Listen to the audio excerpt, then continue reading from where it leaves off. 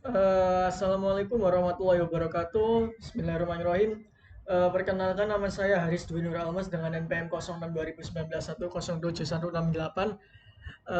Di sini saya membuat video bertujuan untuk mengerjakan tugas pertama pada matkul MKI, yaitu interaksi manusia dan komputer, di mana tugas ini yaitu membuat sebuah video review tentang satu aplikasi mobile ataupun desktop yang menurut saya memiliki kualitas user experience atau kualitas interaksi yang buruk. Oke. Di sini mungkin saya akan mereview tentang sebuah IDE, di mana IDE ini digunakan sebagai pemrosesan untuk pembuatan bahasa pemrograman C++. Em, Langsung pada intinya, saya akan mereview tentang aplikasi yang bernama Dev C++. Oke, di layar sudah terlihat ya. Di sini saya sudah membuka aplikasi dari Dev C++. Aplikasi ini ditujukan untuk membuat suatu program dengan menggunakan bahasa C++. Bisa dilihat di sini.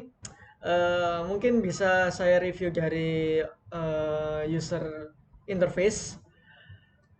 Ketika kita membuka dari aplikasi Dev C++ ini, kita bisa lihat bahwa di sini itu terlihat seperti kosong ya. Mungkin dari tombol-tombol apapun itu tidak bisa kita operasikan, kecuali seperti ada bar di sini. Itu pun kita tidak tahu ini bertujuan untuk apa barnya. Yang jelas ini bertuliskan global. Dari sini, dari segi ini mungkin kita bisa dapat dari experience-nya itu user mungkin bisa saja bingung dengan aplikasi ini karena bagaimana cara memulai untuk membuka suatu project di dalam aplikasi Dev C++ ini. Berbeda dari apa namanya, dari IDE yang lain, contohnya seperti kode blok.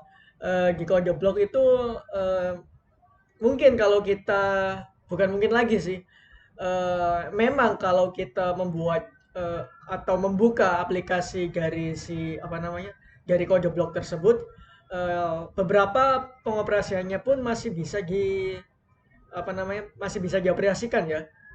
Dan juga seperti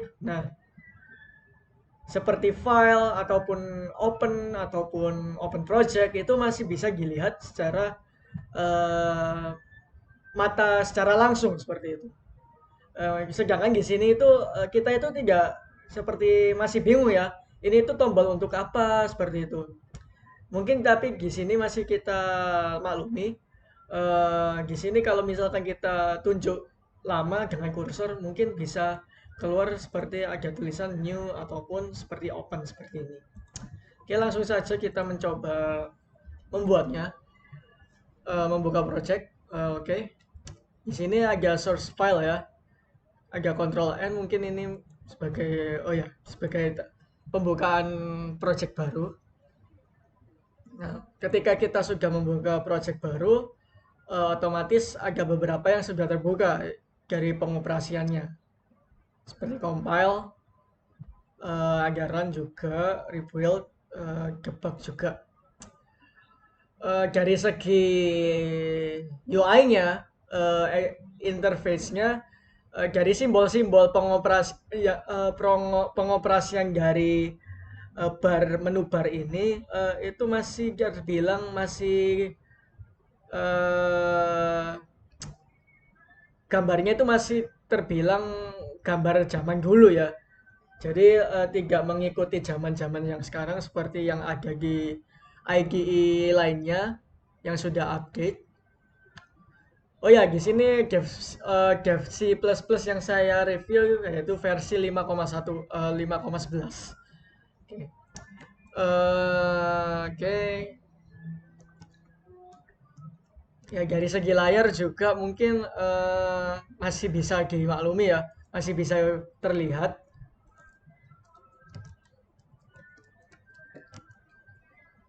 Nah, mungkin saya mencoba di sini. Oke.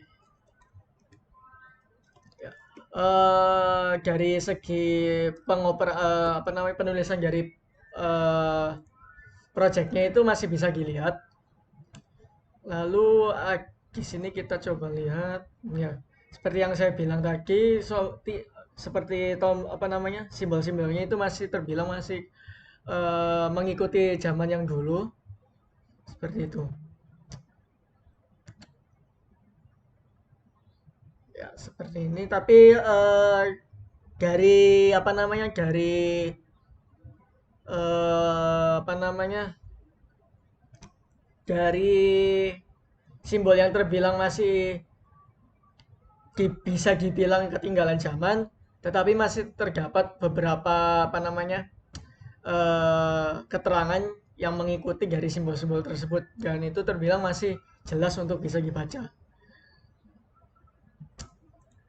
Dan juga dari awal pembukaannya itu seperti yang saya bilang tadi, itu kita seperti bingung untuk memulainya itu bagaimana. Sehingga kita itu harus dari experience-nya, dari user experience-nya itu harus bisa berusaha sendiri untuk mencari bagaimana cara untuk memulai program ini. Sementara di IDE yang lainnya yang saya ketahui seperti CodeBlock ataupun NetBeans itu kalau misalkan kita mulai untuk project baru ataupun kita masih belum membuka project baru itu kita masih diarahkan oleh program tersebut. Seperti contohnya itu mungkin ada create new file ataupun open project seperti itu. Contohnya seperti ini. Saya coba akan membuka NetBeans IDE.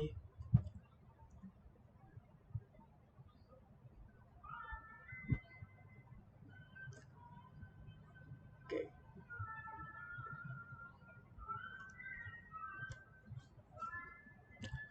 Ini hanya untuk membandingkan saja, ya. Bukan berarti saya mereview untuk si NetBeans-nya juga.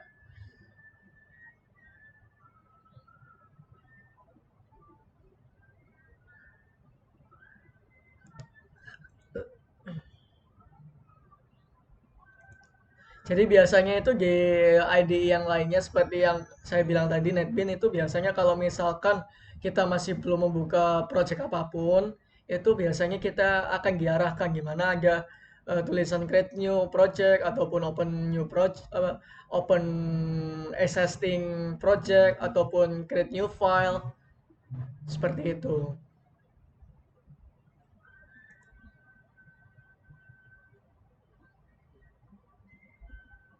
Wah, NetBeans-nya lama, guys. Nah, seperti ini. Nah, kita kan di sini kan kita masih belum membuka project apapun ya. Nah, kita itu masih bisa diarahkan gitu loh. Kalau di sini kan kita masih bisa take a tour. Di sini take a tour ini tuh untuk seperti kita minta tutorial begitu. Kalau misalkan di Dev C++ ini itu kita harus berjalan sendiri ataupun usernya itu harus mencari jalan keluarnya sendiri untuk memulai projectnya mereka seperti itu. Oke, mungkin untuk itu saja review saya mengenai aplikasi DevC++-nya. Kurang lebih mohon maaf kalau misalkan ada yang salah ataupun ada yang kurang dari penjelasan saya. Mungkin bisa saya tutup. Wassalamualaikum warahmatullahi wabarakatuh.